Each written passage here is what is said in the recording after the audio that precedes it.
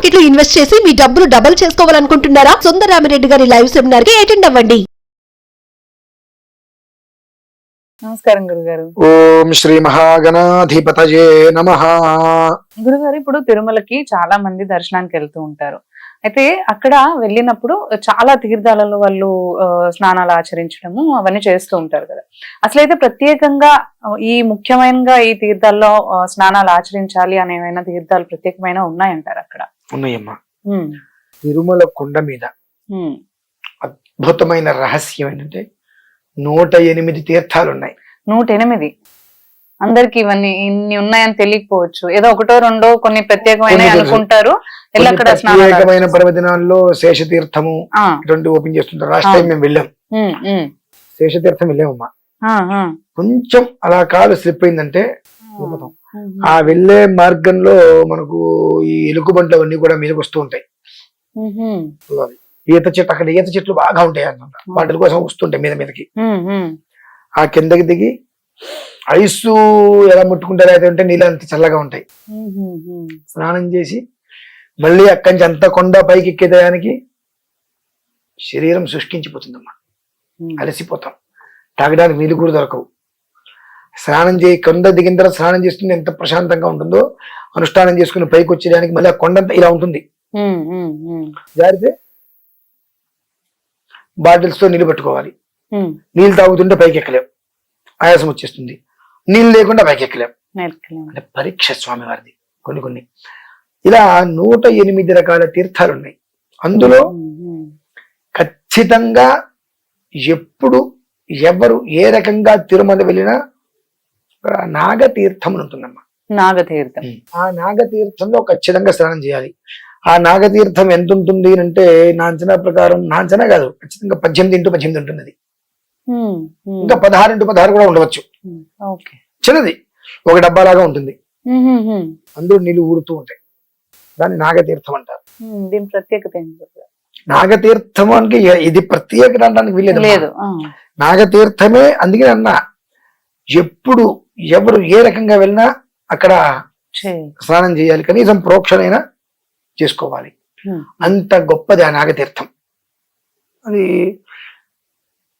రుగ్మతులు, శారీరక సమస్యలు అంటే అనారోగ్యానికి సంబంధించిన వస్తే ఎవరైనా ఒక 5 రోజులు 6 రోజులు మినిమం, అంటే 6 రాత్రులు తిరుమలలో కొండ మీద ఉండడానికి ప్రయత్నం చేసి 6 ఉదయాలు అక్కడ కనుక స్నానం చేస్తే చాలా దోషాలు పోతాయనేటువంటిది ప్రసిద్ధి.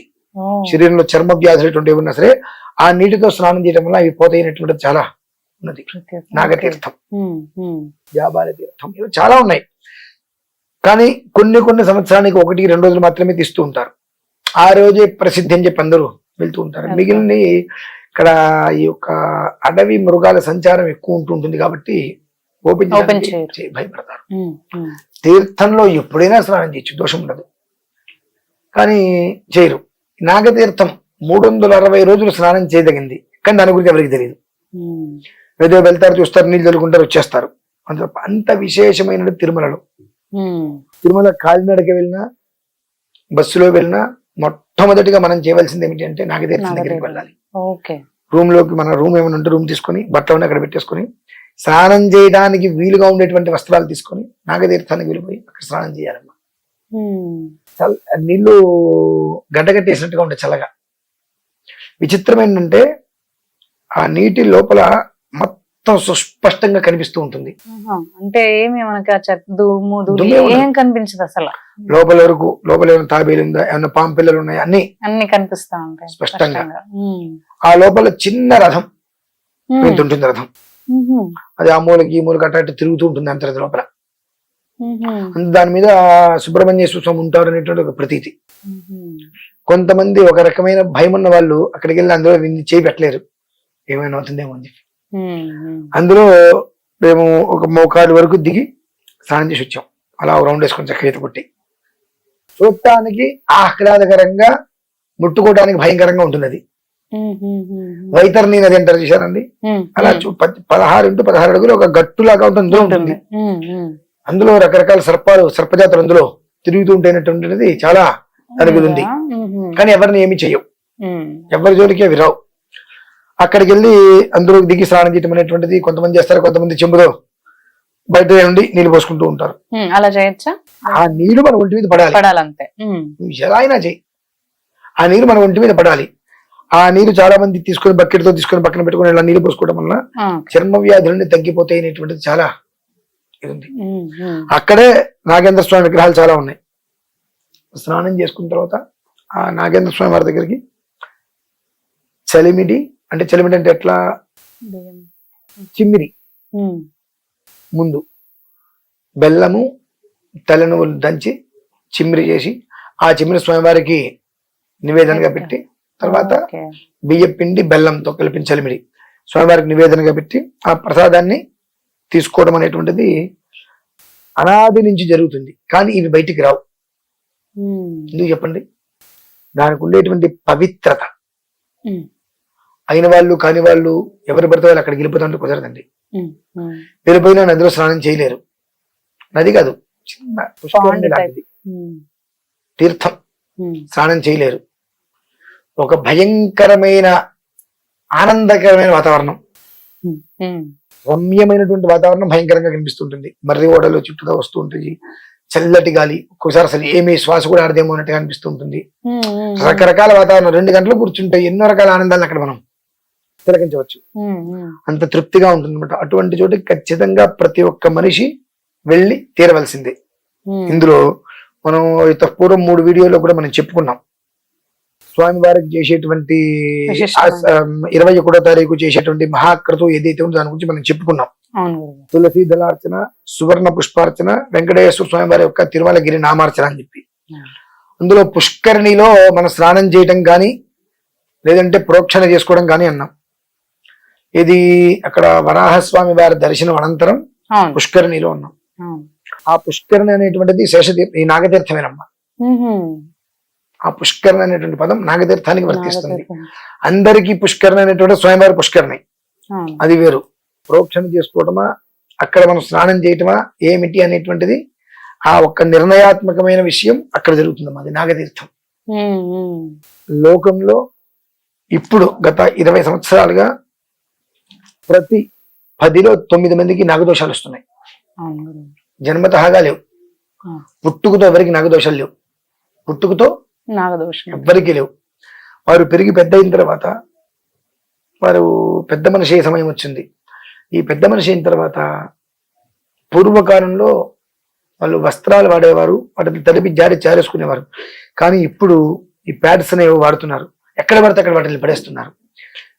పక్షులు అంటే కాకులు, అవి అదేదో తినే పదార్థం ఎర్రగా ఉండేటప్పటికి తినే పదార్థం అని భావించి వాటిని తీసుకెళ్లి కాకి గుడ్ల దగ్గర పెట్టుకుంటే ఆ వేడికి ఆ గుడ్లు చచ్చిపోతాయి భ్రూణహత్య.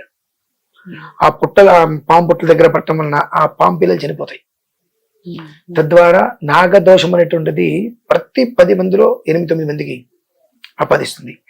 తల్లిదండ్రులు కూడా, ఆ తల్లిలు కూడా పిల్లలకి చెప్పట్ల, ఇలా చేయకూడదమ్మా. ఆ తల్లిలకి సిగ్గులేదు, వాళ్ళకి తెలిసిచావదు. వాడిన వాటిని అంత పెట్రోల్కి తగలబెట్టేయాలి, పడేయకూడదు.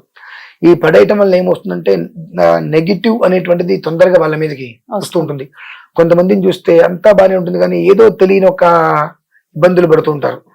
మామూలు రోజుల్లో ఒక రకమైన ఇబ్బంది వస్తే ఆ డేట్ వచ్చిన మాత్రం వాళ్ళు నరకాన్ని అనుభవిస్తూ ఉంటారు. మొదట్లో పెద్దగా లేకపోతే తర్వాత చాలా నరకాన్ని అనుభవిస్తుంటారు. ఈ యొక్క దోషం అనేటువంటిది వాళ్ళకి సంతానం మీద బాగా ఎఫెక్ట్ చూపిస్తూ చాలా ఇబ్బందులు పెడుతూ ఉంటాయి. అటువంటి వాళ్ళు మనం ఇప్పుడు ఎక్కువ మందిని చూస్తున్నాం. ప్రతి 10 మందిలో 8-9 మందిని వాళ్ళని మనం చూస్తున్నాం. ఆ కాకులు అవన్నీ తీసుకెళ్లి వాళ్ళు వాటి పుట్ట దగ్గర పెట్టడము, లేదంటే గాలికి వచ్చి పాము పుట్టల దగ్గర పెడితే ఆ పిల్లలు చనిపోవటం వలన దాని యొక్క ఉసురు ఆ కుటుంబాన్ని తగిలి వాళ్ళు ఎన్ని పునస్కారాలు ఏం చేస్తున్నప్పటికీ కూడా సంతానం కలగలేకపోవటాలు, అనారోగ్యాలు, నడుం నొప్పి, వెన్నుపూస నొప్పి బాగా విపరీతంగా వాళ్ళకి తెలియకుండా వస్తుంటుంది. ఇటువంటివన్నీ అవుతూ ఉంటాయి. తర్వాత అబాషన్స్, భ్రూణహత్య అంటారు, గర్భ స్రావం అవుతూ ఉంటాయి. ఇటువంటి అయ్యే వాళ్ళందరికీ కూడా ఈ ప్రకరణలో తీసుకుంటూ వచ్చి ఆ నాగతీర్థం దగ్గర వాళ్ళకి స్నానమా కనీసం ప్రోక్షణ తీర్థమా అనేటువంటి ప్రక్రియ చెయ్యాలి. తిరుమలలో ప్రతి ఒక్కటి ఒక విశేషం అమ్మా. ఇది విశేషం కాదు అనడానికి అవకాశం లేదు. అది మనం తెలుసుకోవడం యోగం. కొన్ని మనం వాటి చోటకి వెళ్తే ఆ దోషాలు మనకు పోతాయి అంటే మనం దాని జోలికి వెళ్ళలేం. అంటే మనకు కావాల్సింది ఎంతసేపటికి కూడా పాపం కావాలి, పాపం కావాలి. అట్రాక్ట్ అవుతుంటాం అంటున్నారు. ఒక గుళ్ళో జుట్టు విరబోసుకుని రావద్దు అని చెప్పాడు. నా మీద కోపం వచ్చి కంప్లైంట్ ఇచ్చారు. ఆయన ఎవరండి అసలు నన్ను జుట్టు విరబోసుకుని రావద్దంటానికి, మేము గుళ్ళోకి రావాలి అక్కర్లేదా అని చెప్పి, ఏమంటే నా కడుపుకు అన్నం తింటున్నావా పంట తింటున్నావా అని అడిగేవాళ్ళని. ఇది అందరూ వచ్చారు, ఏంటండి అంటే మీరేదో పారాయణ చేసుకుంటున్నారు, ఆ గుడికి నాకు సంబంధం లేదు, నేనేదో జపం చేసుకుంటూ పారాయణ చేసుకున్నాను వెళ్ళా. నాకు కనిపించి గబిక్కిన అమ్మ అట్లా వెళ్ళకూడదమ్మా అని అన్న.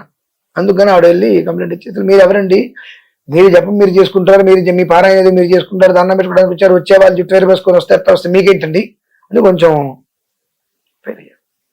నేను ఒకటే మాట, ఈ సిగ్గులేని మనుషులు పబ్బుకి వెళ్తున్నప్పుడు వాళ్ళు ఒక డ్రెస్ కోడ్ ఇలానే ఉండాలంటే అలా వెళ్తున్నారా, నా ఇష్టం ఇలానే ఉంటుంది లోపలికి ఎంత అడుగుతున్నారని అడిగా. దానికి ఒక డ్రెస్ కోడ్ ఉంటుంది కదండి, దాన్ని అనుసరించే వెళ్ళాలి అన్నారు. అంటే నీకు పబ్బు ధర్మశాల, దేవాలయం అధర్మశాల అని అడిగా, అంతే. నోరు మూసుకుని కూర్చుంది. మన దరిద్రం అలా పట్టుకుందమ్మా మనకు. ఇవన్నీ కూడా దోషాలే. ఆ నాగతీర్థం, నేను పుష్కరిణి అంటానికి మరో నాగతీర్థం, ఆ నాగతీర్థం చెప్పలేకపోతే పుష్కరిణి అని అన్నా. పుష్కరిణి అంటే అందరూ కూడా ఇదే భావిస్తారు. అందుకని మీరు ఈ వీడియో అడిగారు కాబట్టి ఈ విషయాలు నేను చెప్పవలసి వచ్చింది. ఆ నాగతీర్థంలో ప్రోక్షణ చేయటమా, కుదిరితే శుభ్రంగా వారు ఇక్కడ స్నానం చేయటమా చేసుకోగలిగితే జన్మకృత దోషాలు అట్లా వెళ్ళిపోతాయమ్మా. ఈ శిరస్సు మీద నీళ్ళు పోసుకుంటే పైనుంచి నీళ్ళు ఎలా కిందకి పాదాల మీదకి ఎలా వెళ్ళిపోతాయో అలా జన్మకృత దోషాలు ఒక క్షణంలో నిర్వీర్యం అయిపోతాయి. అటువంటివి ఎన్నో రకాలుగా, 1, 2, 3 కదండి, అనేక రకాలైనటువంటి అసందర్భోచితంగా చేసేటువంటి మాటలు, చేసేటువంటి పనులు, దోషాలు ఇవన్నీ కూడా మనిషిని ఎక్కిరి బిక్కిరి చేస్తాయి. కాబట్టి వాటి నుంచి బయటికి రావాలి అంటే ఆయనకి ఇష్టమైన రోజు నాడు ఆయన సన్నిధిలో ఆయన కోసం ఏదైనా చేస్తే ఆయన మనకు ఆపద్బంధవులాగా రక్షిస్తారు. అది దృష్టిలో ఉంచుకొని 21వ తారీఖు రోజు నాడు ఇన్ని విధానాల విషయాన్ని దృష్టిలో ఉంచుకొని ఈ యొక్క ప్రక్రియ మొదలు పెట్టారమ్మా. అది విషయం. దీంట్లో పాల్గొనాలని అనుకునే వాళ్ళు అయితే మనకి నంబర్స్ ని కాంటాక్ట్ చేసి డీటెయిల్స్ తీసుకొని మంచిగా అర్థమైనప్పుడు వాళ్ళు చక్కగా అన్ని పాల్గొంటాము. ఏ రకంగా పాల్గొనాలి, ఎట్లా రావచ్చు, తిరుపతి వస్తారా, లేదంటే పూర్వం ఇంట్లో వాళ్ళు ఏం చేసుకోవాలో కూడా చెప్పారు.